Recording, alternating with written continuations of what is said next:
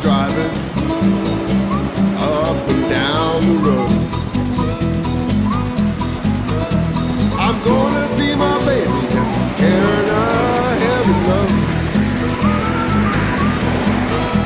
I'm stepping up behind the wheel. I'm stepping up behind the wheel. When your gal is far away, that's just part of the deal. I'll be going to her house, gonna have some fun, gonna drive me crazy before she's done. Good morning, this is Joanne Ciccato with the Lake County Community Co-op.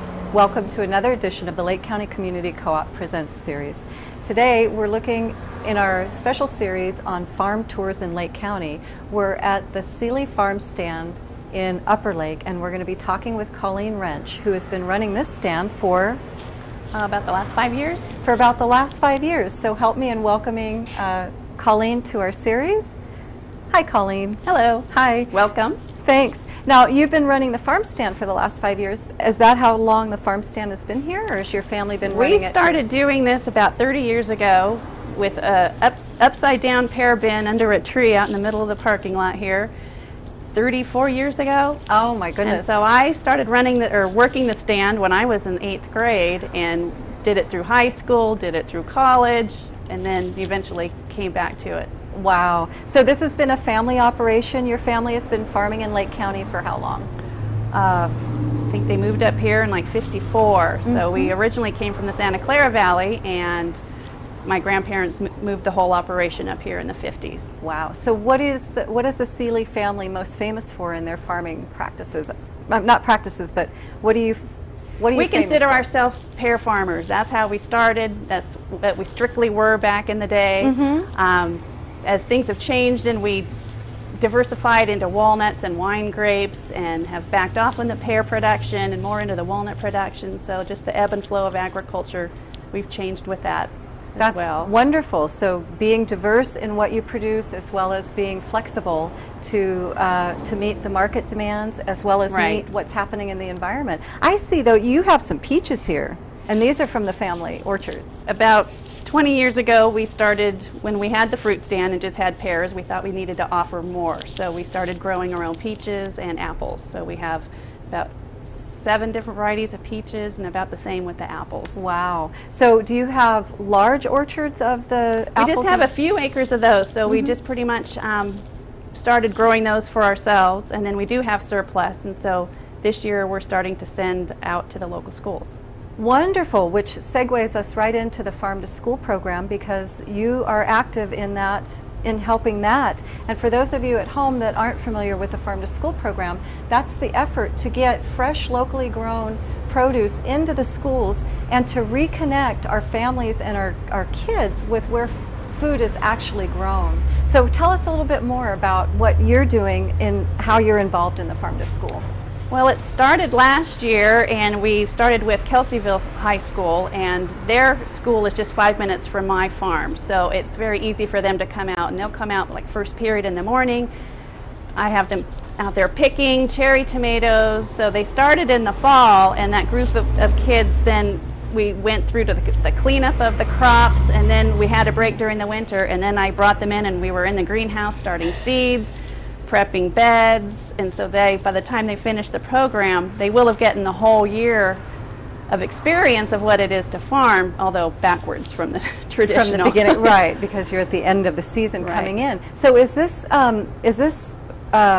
curriculum that's been built into the school, or is this an extra program that Kelseyville is doing? This is an extra program, and it's through their food services director is the one I'm in contact with. And that's Michelle Mom? Michelle Mom, yeah. And she organizes it on her end, and she gets all the kids out, and she's passionate about food as I am, so it was a good mix when we met each other, and I've always been helping in the schools with my children, so it's fun for me to then just do that for her kids. Oh, so we have a lot of fun with it. Yeah. And the kids, it's really neat to see the kids come out not having any farm experience before, or even to pick a strawberry and eat it, or pick cherry tomatoes and eat them.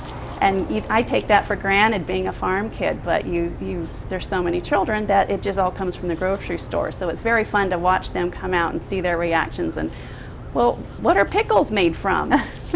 So we teach them. So that's fun. That's fabulous. And I understand that Michelle, she's also doing something where the big kids, the high school kids, will prep food for the younger kids? They come out to the farm and then they pick it, and then she takes them back to the school kitchen. They prep it, and then they serve it. Then we do a program for the elementary school children. So the high school kids prep it, and we serve it to the elementary, and then they're around to answer questions that the elementary students may have. As far as the process? As far as the process and the cooking and whatever it is. So yeah, they're very involved. One of the things that I'm really just enjoying about this reconnection to our food is also the reconnection of having the youth become part of the larger culture.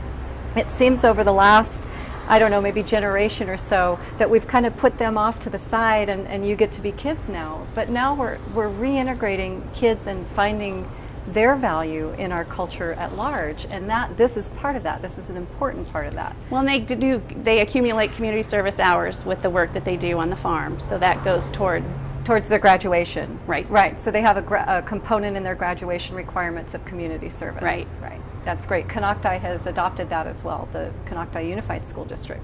So we're going to be hoping to connect them with a community garden that we're going to be doing at the Senior Center there in Clear Lake and other activities in that same line of reconnecting our youth with where food comes from. Really important. Now you are featuring a lot of local farmers here. How many farmers do you think have their products here in your farm stand? I'd say about 5. About 5. So let's take a look at some of the stuff that you can get here at Seeley's Farm stand. And we're right on Highway 20, just outside of Upper Lake if you're headed west towards the coast, towards just Ukiah. a quarter-mile east of the Highway 20-29 intersection. Oh, right, quarter-mile east, Highway 20-29 intersection. Great.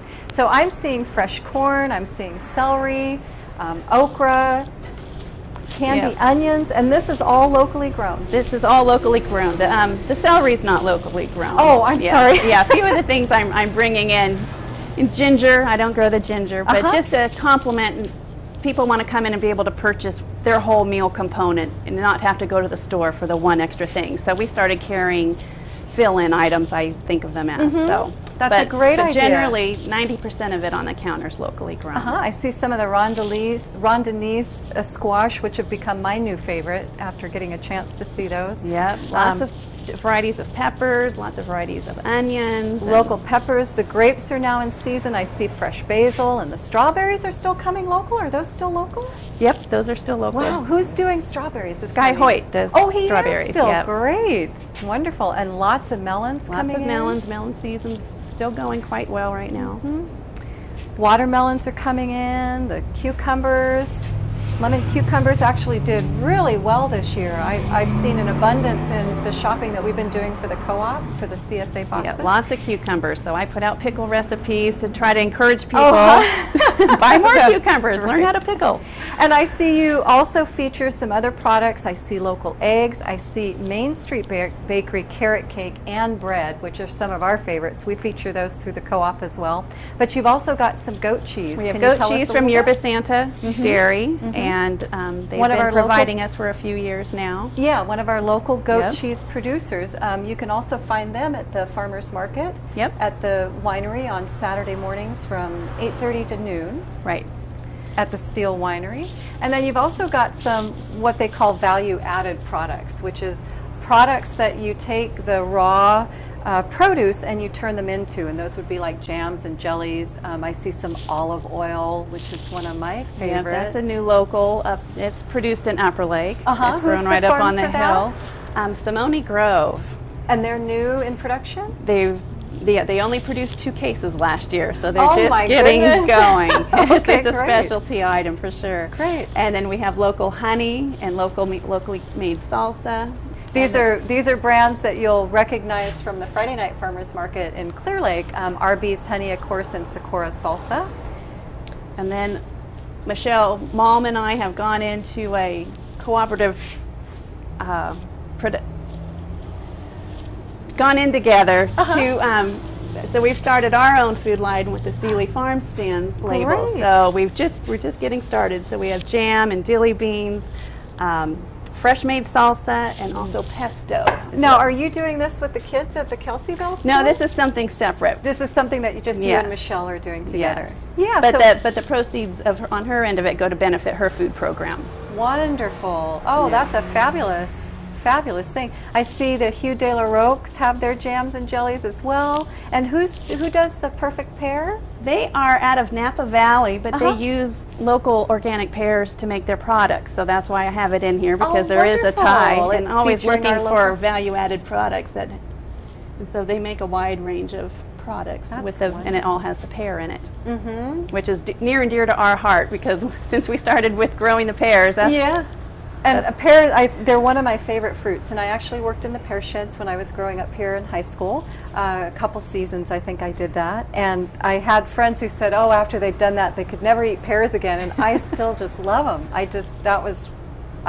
That's one of my favorite flavors is pears. So continuing on, we've got fresh potatoes that are locally grown. Who's growing potatoes this year? Actually, those aren't locally grown. Oh, they aren't? No. Okay, well, I do know that there are locally grown potatoes because we've bought them from Teal Loves. So Love's Farm had potatoes as well. Leonardus Organics had potatoes as well. And we've got some red onions, I see. Yeah, those some are garlic. Sky Hoyt's red onions. Sky Hoyt's, good. So the other thing that's really peak in season right now are the tomatoes. And I see that you're actually growing some of your own tomatoes that you have in here. Can you tell us some of the different types you have and what their characteristics are that you like?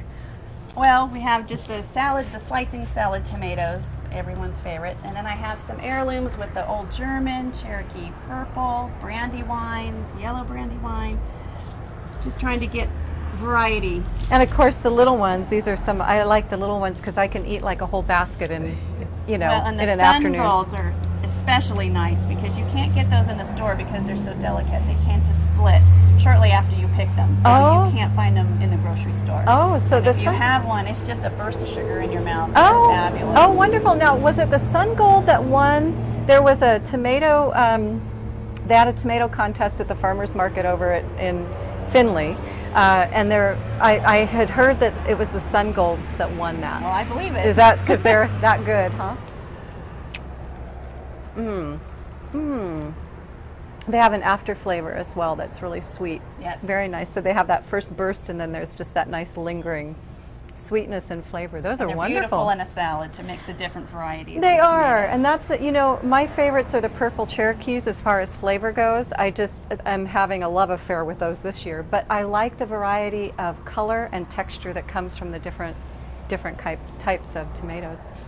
Now you also have the youth come in and actually do tours here at the farm stand, but you also have a pumpkin patch as well we can talk about. But tell us about the kids that come get to tour the farm stand. Well, we have a local preschool in Upper Lake, and every year they come down and bring the 3- and 4-year-olds, and they tour through and get to look at everything and see how the food is grown and what it looks like, and then they all leave with an apple.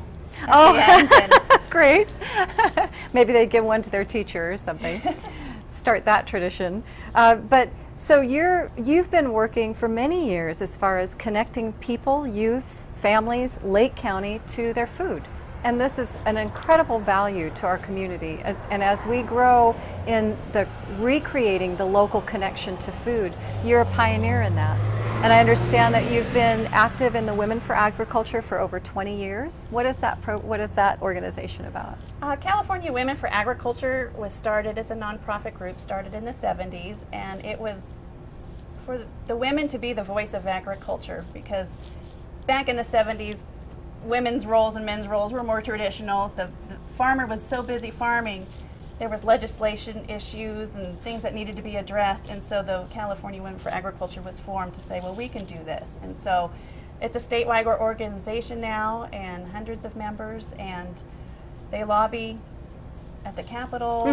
When there's issues coming up, California for Women for Agriculture is at the forefront. Oh, that's kind fabulous. of getting the farmer's voice heard. Right, and then the farmer can stay doing what they do best, which is farming. I notice with some of the farmers that I know that, you know, the paperwork just stacks up of the stuff that they have to deal with. Lots of regulations. Lots of regulations. So that's fabulous. And then you also have a pumpkin patch that you don't open up to the public, but you also have the kids that can come tour. I've been doing preschool pumpkin patch field trip tours for Precious Moments Preschool for about the past 12 years now. So. And is that the one in Kelseyville? It is in Lakeport. Oh, in Lakeport. Yeah. So they come out. And how big of a pumpkin patch do you have? About an acre. Wow. So they get to tour around. We tour, we take a tractor ride, and then after they pick their pumpkin, we go into the apple orchard and they get to pick their own apples and they take apples home. Fabulous. Oh, that's just such a... That's part of the... just introducing children at a young age to their food and to show them this is an apple tree, this is where it comes from. It doesn't come from this grocery store shelf. Yeah, that's great. And I bet the parents love it just as much as the kids do. I have more parents on the trip than I do children sometimes. Oh, wonderful. So they get to come and get the tour as well. Yeah. That's great. And it must feel good in your heart to see that connection happen for kids. It's fun to answer the questions and to see the spark and to know that you're passing something on. Yeah. Whether it sticks when they're 3 or 4, I don't know. Well, I bet it does because it's a very impressionable at that time. That's They're true. really beginning to see. Soaking everything up. Yeah, at that this age. is what life is. This is what the world is. And I see you even have like some teaching tools here for when the kids That's do a come. display board that I take to the elementary school when we do the farm to school program, and it's just showing the life cycle of the pear from the dormant orchard to the bloom and how it's harvested, how it travels through the packing shed and then ends up at the grocery store.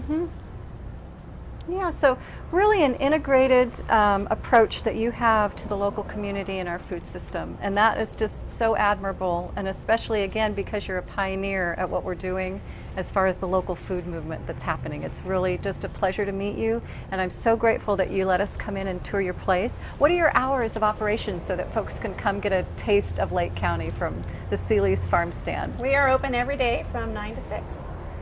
Seven days a week? 7 days a week from about Memorial Weekend through almost Thanksgiving. Fabulous. That's great. I want to thank you so much for letting us come out and tour the farm stand. And we know that you're open 7 days a week from 9 to 6. And the thing that I think touches me most about this is that you've created pretty much a one-stop shopping place and with a lot of local produce. Well, I'm glad you noticed, because that was my goal when I took over 5 years ago. Was I wanted to showcase Lake County products, and I wanted to find as many value-added and produce just produced locally as I could. So I think you're quite successful at that, and Well, with the thank you. renaissance that's happening for the local food movement, I think it'll be even more abundant. Well, I know my customers are very happy to have the selection, and they like to meet the farmer and know who, if I don't grow it, who does, and how was it grown, and to be able to answer those questions to the customer has been really important and Really valuable. That's great. Thank you again so much. You're welcome. Okay. Thanks for tuning in to another edition of the Lake County Community Co-op Presents Educational Series. I'm driving up and down the road. I'm driving up and down the road. I'm gonna see my baby carrying a heavy load. I'm stepping up behind the wheel. I'm stepping, up behind the wheel. When your gal is far away, that's just part of the deal. I'll be going to her house, gonna have some fun, gonna drive me crazy before she's done. She's just driving, she's driving me insane. And when we get down, I make her feel no pain.